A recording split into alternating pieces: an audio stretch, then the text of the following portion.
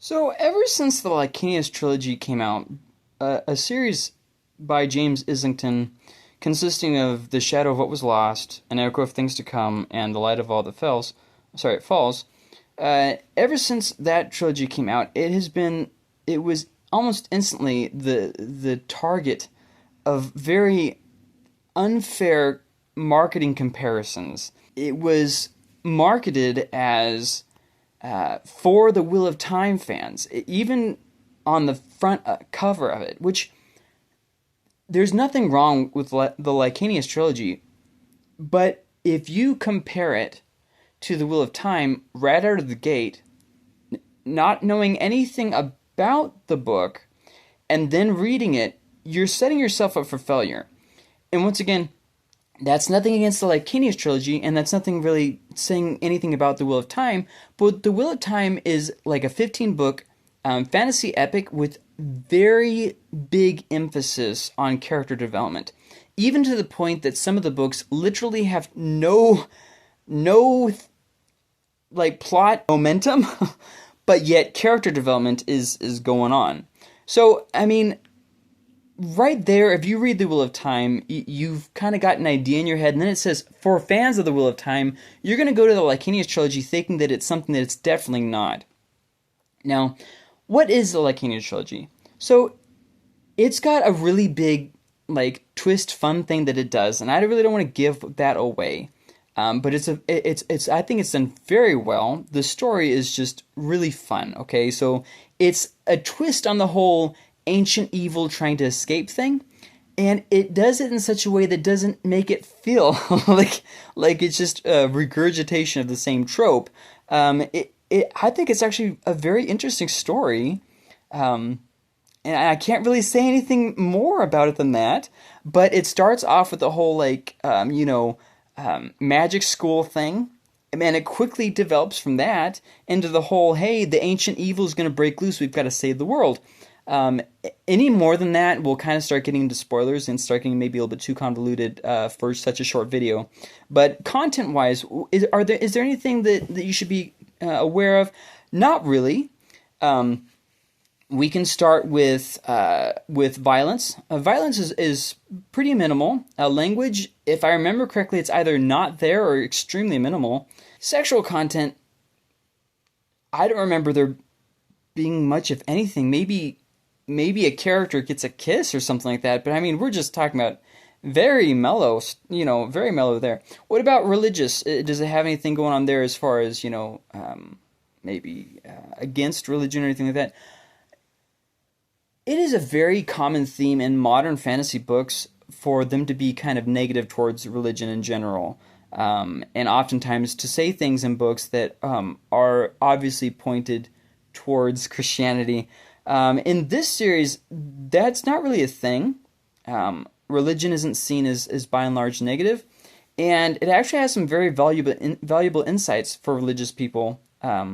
And I really have no reservations about this book. I'll start off with the good because there's a couple glaring bad things about it. But the good is that, first off, it's very accessible. You don't have to be like, have a doctorate to read this. Like, when you're reading Malazan Book of the Fallen, it's just very, it's a thinking man's book, and we'll just say it like that. Or when you read Dune, again, a thinking man's book.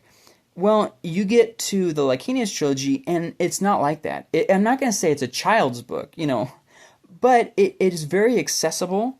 If you're not familiar with fantasy, you can get into it. If you are familiar with fantasy, you can still enjoy it.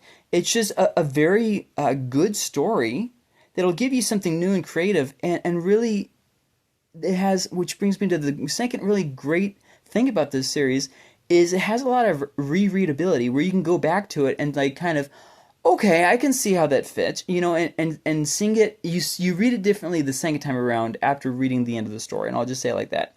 I think that's the best way to avoid spoilers. What about the bad of the series? Now, unfortunately, there are some glaring faults, and we can just summarize all of them by saying that it's not very well fleshed out. So let me kind of break down what I mean by that. First off, there's the writing. The writing is very, this is my first trilogy. There's no other way to say it, it's a great story and everything, but the writing is very. You've got people doing the same like little affectations, over and over again. You've got, this sentences sometimes get a little bit awkward and long, repetitive. Dialogue is a little bit lacking. That kind of stuff. The typical "this is my first trilogy" problems. It could have used a little bit more of a rewrite, and it wouldn't have suffered for it at all. It's not to the point that you can't enjoy it, but it is to the point that there were numerous times that I thought, man, there's just so many other ways to have said that. You know what I mean? Where you read it and you're just like, this is just worded awkwardly. And I hope I'm not being too harsh on the book, but especially when I got to book 3, I thought, I'm kind of tired of this. I wish I would have seen more improvement on the author's writing. Now, obviously, that improved later on for him, but with his first trilogy, you can kind of see him repeating the same mistakes through the whole series. So there is that point in his favor that he's consistent with his writing. But then you get to the characters, and the characters, by and large, are more flat. And what I mean by that is there's not as much of an emphasis on character development as there could have been. They're fleshed out enough to see that they're individual people, but a lot of times they seem more broad, where you could switch out the characters and not really lose anything, and the characters don't really have anything that makes them uniquely them. Okay, so I hope you see what I'm saying.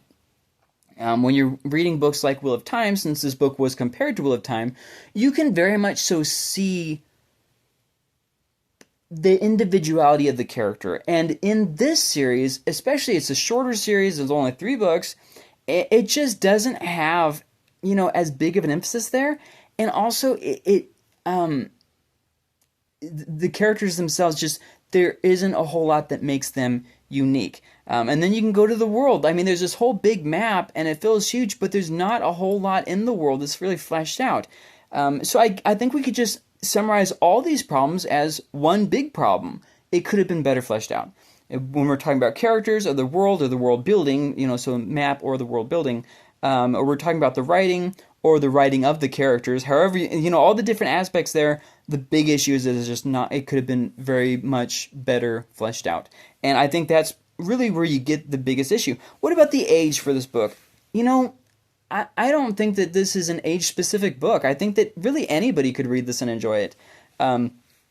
Maybe some people would categorize it as like a young adult, like 20s or 30s book. And I can definitely see where they get that, but I know of some older people that would enjoy this and some older people that would not enjoy this. So, great example, books by like Tad Williams, great books. Somebody who grew up reading those books might not be as entertained by this series as they could have been. But meanwhile, there might be some people who are young who might not enjoy it, wanting something maybe a little bit deeper, like Malazan or something. So, it really is its own unique thing. It's not that big of a series. The individual books are a little lengthy, but not bad. Like, we're not talking about 1,000-page books. If I remember correctly, they're all around 700 or 800 pages. So none of them are like over the top long. And I think really any age could enjoy this, so long as you're used to reading books that are longer than 200 or 300 pages. Would I recommend this book? I would say yes, assuming that you aren't going to it looking for something that it just can't be. If you're going to this book looking for Wheel of Time Part 2, you're going to be disappointed. If you go to it looking for Malazan or some really deep philosophical discourse, you're going to be disappointed. If you go to it looking for just like a basic child's book, you're probably going to be disappointed. If you go to it looking for just see what it is and take it for its own strengths and its own weaknesses, I think you absolutely will enjoy it. There's a lot here to enjoy. I think this was a very imaginative book, very, very creative, very well done. There are things that I don't like about it, but there are also things I don't like about Wheel of Time or Malazan. So, I mean, seeing that a book has problems doesn't mean that you don't like it. I do like this series. I own this series. I will continue reading this series. I will, keep it on my shelf. I'm not getting rid of it. It's about time for to read it again. So, I mean, hey, have you read the Licanius trilogy? What do you think of it? Or are you not reading it? And if so, why not? Let's kind of see what we have to say about it.